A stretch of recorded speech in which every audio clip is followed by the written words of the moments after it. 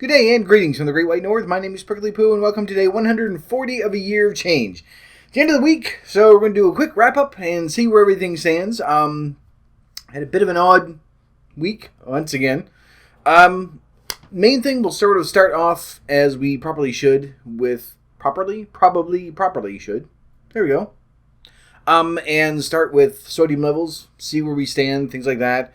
I did a quick review of mine. I'm still over a bit, but I'm lower than I was last week.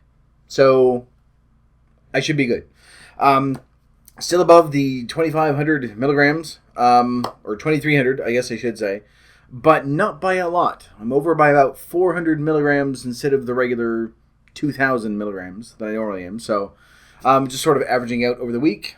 Keep working. It's not great. And because of it, I sort of ran into a bit of an issue this week. During the week, it wasn't too bad. I still haven't added any extra salt or anything like that. Been trying to... Part of me has been trying to think, well, I could add mustard and I could do that, but it still has sodium in it and all the other stuff. So I've sort of tried to avoid as much as I can just to see how much I can cut out, on top of not using the salt. So during last weekend, I knew I was close to going over anyway. And I didn't really want to add any more to it. So I just drank a ton of water and had a nap. Seemed to work out fairly well. Then, during the week, again, tried to stay out of it, but I did finally end up buckling and getting the noodles from the Chinese restaurant, which I was still able to easily work in to my sodium intake, so it wasn't too bad. I'm trying to look at my cheat sheet to see what other things. I have a whole list of different things to tell you. I guess the hardest part is still my days off. I still tend to get very close to the number of calories I have for the day. Monday was really, really close, but thankfully, because I did my treadmill, I still stayed below, so it was okay. The sodium thing hasn't really caused too much of a problem except for yesterday. I went to the bulk store just to sort of fiddle around because I had nothing to do on my lunch.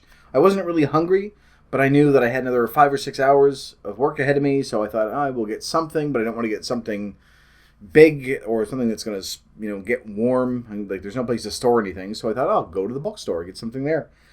So I went there, and I'm looking through everything, and everything is just sodium. So I'm trying really hard to avoid that, because all the stuff that's really, really good is really, really salty. So, trying to avoid all that stuff, and I thought, it's not great, but I could sort of substitute some sodium for a something sugary thing. But I didn't want to get candy or something like that, so I settled on the basic gummy bears. I'm going to try those. It's been a while since I've had them anyway, and it's going to increase the amount of sugar that I'm taking in, but I'm not too worried about that just yet. I'm going to just try this and try to stay away from the sodium, and it'll give me something just to sort of snack on. So I grabbed some gummy bears. So what I found is that because I haven't had any, normally if I have something sweet, there's something, it's one or two things and that'll be it. Gummy bears are a snack food like popcorn because you just start eating them. And like popcorn, I was keeping count, but at first you just think, I have a couple of handfuls, that's not bad. Then you think, I got to count, figure out the calories and everything else. So I went to go look it up on MyFitnessPal and try to find a good one. I thought, okay, I'll use this as an average. And then you start thinking, I've had 3 handfuls, and I don't know how many are in there. So anyway, you grab another handful and you start counting and everything. Anyway, long story short, I had about 4 or 5 handfuls. And it evened out to around 55 gummy bears, which sounds like a lot. But when you have hop, there you go. They're 55, because you can hold quite a few of them in there.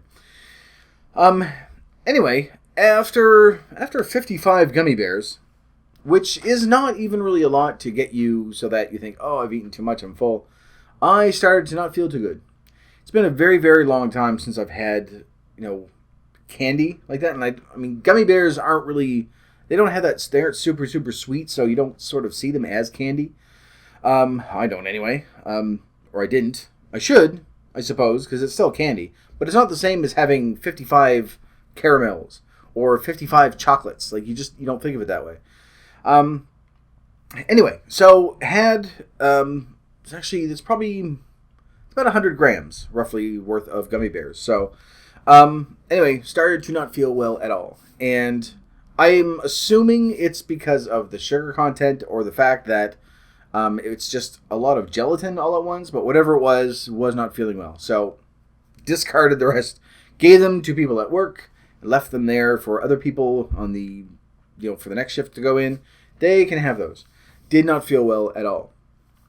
And it stuck with me a long, long time. And it wasn't, first thing in your head, you're thinking, sugar, it made me feel bad, diabetes, oh God. But I wasn't sleepy or anything like that. I just felt like a kid at Halloween. Just had eaten too much candy. So anyway, just not feeling well at all. Which is weird because during the night, I was craving everything. Talking with my coworker on the other side of our little wall that we have there. And we were just discussing every bad thing in the world to eat. And I think part of it was because I hadn't actually gone to lunch and had anything. Things like, not even just things like, oh, you know what would be really good? A hamburger or fries or something like that. No, we were thinking up new jobs. Like when KFC has their little boneless, skinless thing, there has to be a job somewhere where their job is to take the chicken that's already cooked, take the skin off, pack away the chicken, and eat the skin. So we figured that's got to be a job somewhere where some guy is just sitting there and just eating the skin nonstop. And then we try to figure out how you would go to apply for that. And then reality hits you and you think, if he's doing that, he's probably sitting on a toilet at the same time. So anyway, yeah, so a very bad night. Just picking and thinking of all the bad things that I haven't had in years, and especially with KFC, I haven't had that in literally decades because I remember the aftermath. So, but it was just one of those things. So by the end of the night, I'm thinking, okay, I have to go get groceries anyway. So the end of the night comes, and I go get groceries. Meanwhile, at this point, I'm still just feeling like shit. Just all around. Bleh. Not to a point where I'm throwing up or anything, but just I can tell there's something foreign in my stomach and I don't like it. So I go and buy my groceries and everything else, and I found still trying to find Fuji apples. They're out of season now, so it's August where I am, or when I am, whatever time you're watching this. So they're just little tiny and half rotten nubs of their former selves. So there's nothing there. So I'm picking through, and I'm like, I gotta get something. I'm buying a bunch of stuff anyway. I need something to sort of replace this. I actually found, I thought it was, it's sort of a strain, but it's technically the brand name as well. And it's an apple called Koru apple. Koru. It's from New Zealand. I know this should be something I'm saving for Wednesday, but it's an apple, and we've already done apples. So, so I thought, okay, well, they're expensive, but they're firm, and they look like they're going to be good, and everything else is just sort of, so I grabbed 2 or 3 of them. I thought, I'll try them. Don't want to spend a whole lot of money on them, because what if I hate them? Because if they're just like a mealy Macintosh thing, meh. Anyway, by far, the greatest thing I've ever had. Not just apple-wise. So that is going to be replacing my Fuji apples in a heartbeat. And what I found is that I had that, and immediately, like halfway through the apple, felt 100 times better. So it was counteracting the gummies or whatever was going on in my stomach, so I felt tons better. That may have added to the appeal of saying, this is the greatest apple I've ever had. I'm going to be going to get more, so if you are anywhere near a grocery store, if you find something called a Koru apple, it's from New Zealand, and Koru is actually the brand name of the people who started this strain of apple. And they specifically designed it just to be the way it is. They wanted something that was unique and superior, and they did a hell of a good job. Anyway, long story short, so having an apple felt way better, and then I realized I haven't had any fruits or vegetables pretty much the entire week. So that might be part of it, is that because I've become so accustomed to it, that having a big handful of candy is just not for me anymore, which is a very good thing. And so I also know that now that while I'm cutting out sodium, I'm not going to replace it with sugar because it's just not going to do me any good. So anyway, that was it. But the main reason that I wanted to, or the main thing I wanted to address today, aside from all the blunders from the week before, is I noticed something this week as well that almost warrants repeating this entire series all over again. All 140 days, because I fucked up. If you remember way back at the beginning of week 5 on day 29, we started tracking fluids.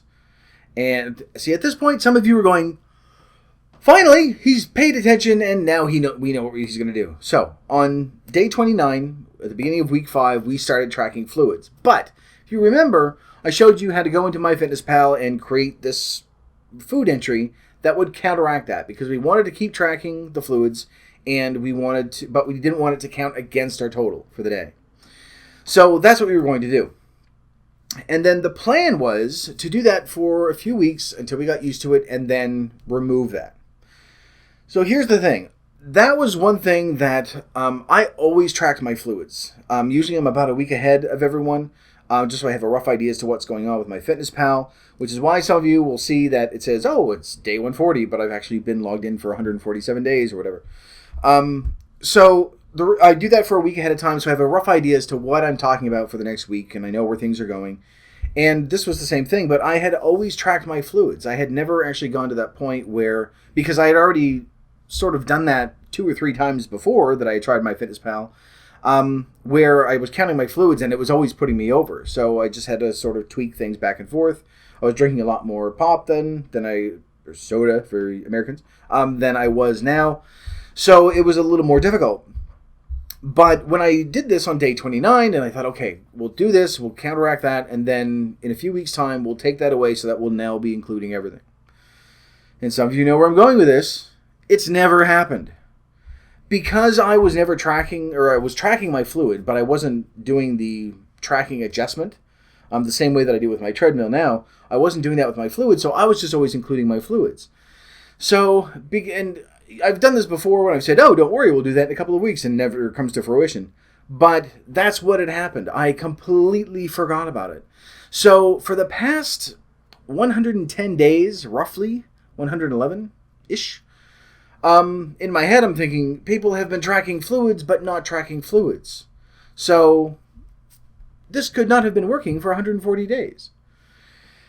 So, ideally, what should have happened was on week 9, on day 57, when we first started our exercise, that was going to be the same day that we stopped that tracking adjustment. We were still going to track all our fluids, but we were going to remove that adjustment. Start tweaking things that way so that say, okay, now you have to track your fluids, now you have an idea, and now you can adjust it, things like that. So in that case, now there's 3 months where we should have been doing this, where we should have been tracking it, and it's been driving me nuts. I realized this on Thursday. I had no idea what I was going to do, because part of me is thinking I could go back and re-record as a little snippet, but then it's going to look different, and it's not going to fit right in the playlist. It's going to look weird. Anyway, in the end, on day 59, if you go back and take a look, I've just added a little card over here, I guess, saying, yes, this is when we're supposed to stop our tracking adjustment, and go likewise. And then I direct them to today's video where they can find out exactly what happened. So I don't really want to give anything away of what we've been doing for the past few weeks. So if you're at the stage because of day 59, yes, you can stop tracking, keep tracking your fluids, but stop the adjustment. That's the other change that you're supposed to make. Because it was the end of our food changes and the beginning of our exercise. And the problem is, though, is that I found that there are a lot of things that, we've done quite a bit over the past 140 days. And there are things that I think, have we done that yet? Did I already talk about this? And I have a bit of an outline, saying, what we talked about and things like that. But in general, there are little things that I know I may have mentioned that nothing comes about. So, like me constantly saying, oh, I'm going to tell a story. And then I never fucking tell a story. Which I may do today. How much time do we have? We have time. It's 15 minutes in. We have time for a story. But anyway, yes, that is the main thing, is that sorry for any of you out there that have been continually tracking your fluids and making the adjustment. My hope is that at some point you guys just went, this is fuck it. I'm just going to stop the adjustment and work things on my own, and we'll track our fluids so that I'm accounting for everything, because it is going to change the progress that's being made and everything else. So I hope I didn't screw things up too badly. We're before the halfway mark of the year, so we're okay, right? We're good? All right. Anyway, that was pretty much it. That was the extent of my week, was realizing, how do I go back and repair something from 90 days ago? Shit. Which I hope I did. So anyway, yeah, you can go back and you can take a look. All you can do is do that little blurb on the screen. And if they're watching from a mobile, I don't know if they're going to see it. So that kind of sucks as well. Not good. Anyway, now I'm thinking, I got to do something else. I put a little update in the description below as well. There we go. So they can, if they read that. There's nothing I can do to guarantee that people are going to see this. Anyway, that was it. So I know I've been promising for a very, very long time as well, to sort of bring back the stories and that little moment of sharing that we all do. And this is something that happened quite a while ago, a few years ago. And again, this is one of those things that I don't think I've told yet, because I don't have it marked down anywhere, but I've told it to so many people so many times. I'm really hoping I didn't say anything here. This is something that happened, it was actually with a friend of mine, and I'm pretty sure I told this. Anyway, I'm going to have to tell it again. I'm assuming that someone has skipped over some of the videos, so maybe the story isn't there yet. But this is going back probably, I'm going to say 3 or 4 years. I was really, really sick. I had a sore throat. And the only thing that really helped was soft serve ice cream. It was really the only thing that I could eat. I mean, obviously, could probably eat baby food and things like that, but, just it was cooling and it felt great. And at the time, I was still eating a ton of sugary junk food, everything else. Couldn't even talk. So that's really what helped me the most. Now, there's very, very close to my house, there is a Dairy Queen. I will preface this by saying this is nothing against Dairy Queen at all. So please keep your lawyers out of this. This has nothing to do with your Dairy Queen. It just so happens to happen at a Dairy Queen. So a friend of mine and I went in, and I thought, I'm going to get a couple of liters of ice cream. Just so for some of you, half a gallon, that's 2 liters. So anyway, 2 of those little cans of ice cream. I thought I'll get one of each, and that way I'm just not constantly eating the same thing, and I'll just go back and I'll live on that for a few days because everything's fine. So went in, and we're discussing things back and forth as much as I can, and he goes and orders, and I go and order. And this is one of those things that you really, I don't know if it's a matter of, you sort of want to say prejudice, but there's no malice in it. Anyway, it's a weird situation. I get the containers, and the person behind the counter hands them to me, and then looks at me, and sincerely, this wasn't meant as I don't think anyway, to insult me or to take a dig. She just hands them to me, the giant containers, and went, "Do you want a spoon?" Now, I know what you're thinking, because the majority of you were probably thinking the same thing I was, which was, no, but I'll talk to your fucking manager, you stupid idiot. Idiot, that's not even what I want to say. I wanted to say a bitch, but anyway, there we go.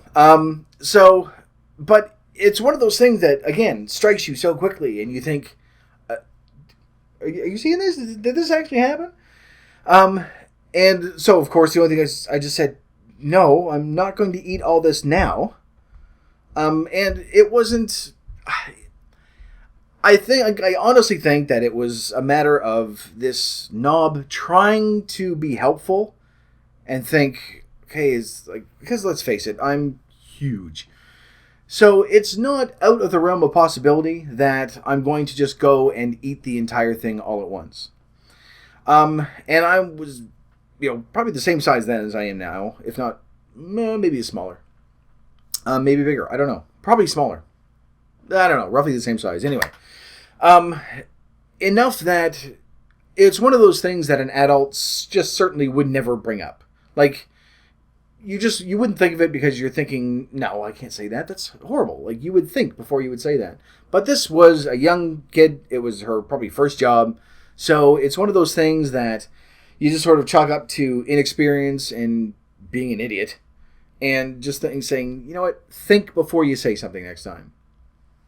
The sad thing is that something like that, the fact that I'm at a size that people can hand me half a gallon of ice cream and ask if I'm going to eat it in one sitting. Not even at one sitting, but immediately. Not just like, oh, you're going to go home and eat this in private while you cry and watch cartoons. This is a matter of someone saying, you're going to want this right away. So do you want a spoon, or are you just going to use your hands? How is this going to happen? The fact that I was at that size, and still am, really, that I'm at a size where that is an assumption that people can make, whether or not they vocalize it, that they can look at me and say, is he going to do this here? Should I offer him something? And just make them feel awkward that way. Should say something as to my eating habits. And although things have greatly improved now, I mean, I'm working towards something, you would think that, again, would be one of those moments where you think, this is my wake-up call. But again, no. There's never a moment when you think, this is my wake-up call, and that's when you start making the change, and you go, there, and I never went back to it. We have hundreds of stories like these. I know I'm not the only one. I might be the only one that had this said to them at a Dairy Queen. Again, not anything bad against Dairy Queen.